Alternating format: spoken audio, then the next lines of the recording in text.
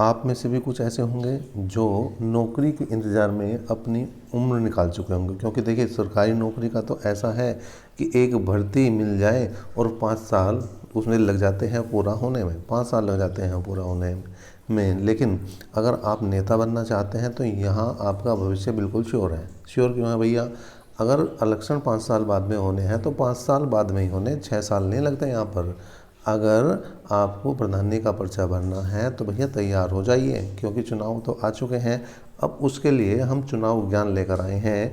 आज का ज्ञान होगा किस बारे में कि किस पद के लिए कितनी जमानत राशि आपको जमा करनी होगी। आप प्रधानी का पर्चा भरना चाहते हैं तो आपको कितने पैसे खर्च करने होंगे जमानत के रूप में। और अगर आप जाना चाहते हैं बीडीसी का पर्चा भरने के लिए तो आपको कितने खर्च करने होंगे, जिला पंचायत सदस्य का भरने के लिए आपको कितने रुपए खर्च करने होंगे जमानत राशि। अब इससे पहले बात करेंगे हम जमानत राशि क्या होती है। जब भी कोई व्यक्ति किसी भी पद के लिए पर्चा भरता है तो चुनाव आयोग द्वारा एक निश्चित राशि उसके द्वारा जमा कराई जाती है। और वो राशि जो है, जो भी राशि होती है अलग अलग पद के लिए अलग अलग होती है। जैसे हम आज यहाँ पर बताएंगे कि आपको प्रधानी के लिए कितने पैसे जमा करने होंगे, जिला पंचायत के लिए कितने पैसे जमा करने होंगे, जिला पंचायत के अलावा बीडीसी का पर्चा भरना चाह रहे हैं तो उसके लिए कितने रुपये आपको चुनाव आयोग के पास जमा करने होंगे, या ग्राम पंचायत सदस्य का पर्चा भरना चाह रहे हैं तो कितने रुपये आपको जमा करने होंगे। साथ ही साथ हम आपको ये भी जानकारी देंगे कि अगर आपको ये जमानत राशि वापस लेनी है तो उसकी क्या प्रक्रिया है और ये जमानत राशि कब जब्त हो जाती है। तो सबसे पहले बता दें जमानत राशि कब जब्त हो जाती है। जब आपको कुल डाले गए मतों के 1/6 प्राप्त नहीं होते तो वहाँ पर आपकी जमानत राशि जब्त कर ली जाती है। जैसे आपने सुना होगा कई बार, जैसे प्रधानी का इलेक्शन होता है तो वहाँ पर किसी कैंडिडेट को बहुत कम मत प्राप्त होते हैं तो लोग बाग कहते हैं, उसे जो है हंसी के तौर पर कह देते हैं नहीं कि भाई इसकी तो जमानत भी जब्त हो जाएगी, इतनी भी इसे मत नहीं मिले या इतने भी मत मिलने वाले नहीं, और पर्चा भर कर खड़ा हो गया।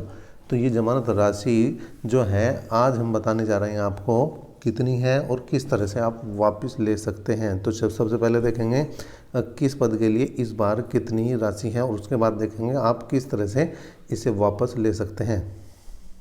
पुरानी जमानत राशि पर ही होंगे पंचायत चुनाव। पुरानी मतलब प्रत्याशियों को वर्ष 2015 के बराबर ही जमानत करनी होगी जमा। कितनी जमानत राशि जमा करनी होगी देख लेते हैं। त्रिस्तरीय पंचायत चुनाव की तैयारी जोरों पर है। पंचायतों के पुनर्गठन व वार्ड परिसीमन का कार्य अभी जारी है और आगामी 16 जनवरी तक परिसीमन पूरा होने की संभावना है। मतलब 16 जनवरी तक परिसीमन पूरा हो जाएगा। कहाँ पर कौन सी सीट किस में जा रही है, किस कैटेगरी में जा रही है, कुछ किसी का क्षेत्र घटा है या बढ़ा है, वो सारी चीज़ें इसमें होती है। चुनाव लड़ने के इच्छुक लोगों के लिए राहत की खबर है कि नामांकन के समय जमा कराई जाने वाली जमानत राशि में कोई बढ़ोतरी नहीं होगी। इस बार भी उम्मीदवारों को वर्ष 2015 में हुए चुनाव के समान ही जमानत राशि जमा करनी होगी। पंचायत चुनाव में 4 पदों के लिए नामांकन कराए जाते हैं। ग्राम पंचायत सदस्य पद के लिए जमानत राशि कितनी है? 500 रुपये। देखिए यहाँ समझना शुरू करते हैं आप। अगर आप वार्ड मेंबर का पर्चा भरना चाह रहे हैं तो आपको 500 रुपये की जमानत राशि जमा करनी होगी। ग्राम प्रधान पद के लिए आपको 2000 रुपये खर्च करने होंगे। लीगली तौर पर आपको 2000 रुपये की जमानत राशि मिल जाएगी अगर आप ग्राम प्रधान पद का पर्चा भरना चाहते हैं। और इसी क्रम में क्षेत्र पंचायत सदस्य, मतलब क्षेत्र पंचायत सदस्य का अगर चुनाव लड़ना चाह रहे हैं, बीडीसी का चुनाव लड़ना चाह रहे हैं तो आपको यहाँ पर 2000 रुपये की जमानत राशि देनी होगी। साथ साथ जिला पंचायत सदस्य के लिए आपको 4000 रुपये की जमानत राशि तय की गई है। मतलब बीडीसी के लिए 2000 रुपये और यहाँ पर आप देख सकते हैं जिला पंचायत सदस्य के लिए 4000 रुपये। अनुसूचित जाति, जनजाति, और पिछड़ा वर्ग और महिलाओं उम्मीदवारों के लिए जमानत राशि में 50% की छूट है। मतलब जहाँ 2000 रुपये वहाँ उनका 1000 हो जाएगा, जहाँ 4000 है वहाँ 2000 और जहाँ 500 है वहाँ उनकी 250 रुपये फीस लगनी है। किन किन की भैया? SC, ST, OBC और महिला वर्ग के लिए ये छूट रखी गई है। तो सूत्रों का कहना है कि जमानत राशि के साथ ही नामांकन पत्रों के शुल्क को भी पूर्ववत रखा गया है और ये शुल्क हमने एक वीडियो में पहले बताए हैं, आप उसे देख सकते हैं। तो कुल मिलाकर ये बहुत ही अच्छी खबर है उनके लिए जो चुनाव लड़ना चाहते हैं। चुनाव क्रम होगा लागू, बदलेगा आरक्षण। पंचायत पुनर्गठन व परिसीमन पूरा न होने पाने के आरक्षण की स्थिति स्पष्ट नहीं हो पा रही है। गुरुवार को भी संभावित आरक्षण प्रक्रिया का प्रस्तुतिकरण नहीं हो सका। वर्ष 2015 में ग्राम पंचायतों का आरक्षण शून्य करने और जिला व क्षेत्र पंचायतों में अनुक्रम प्रक्रिया लागू किए जाने के कारण पेच फंसा है। सरकार सभी पदों के लिए एक समान आरक्षण व्यवस्था लागू करना चाहती है। देखिए यहाँ पर हमारा केवल मोटिव इस वीडियो में ये है कि आपको जमानत राशि बताई जाए, तो जमानत राशि आपको बता दी गई है। 500 रुपये सदस्य के लिए, मतलब वार्ड मेंबर के लिए, 2000 रुपये प्रधान और बीडीसी के लिए, और 4000 रुपये किसके लिए भैया, जिला पंचायत सदस्य के लिए। अब अगर आपको वापस लेना है तो उसकी क्या प्रक्रिया है उसे भी जान लेते हैं।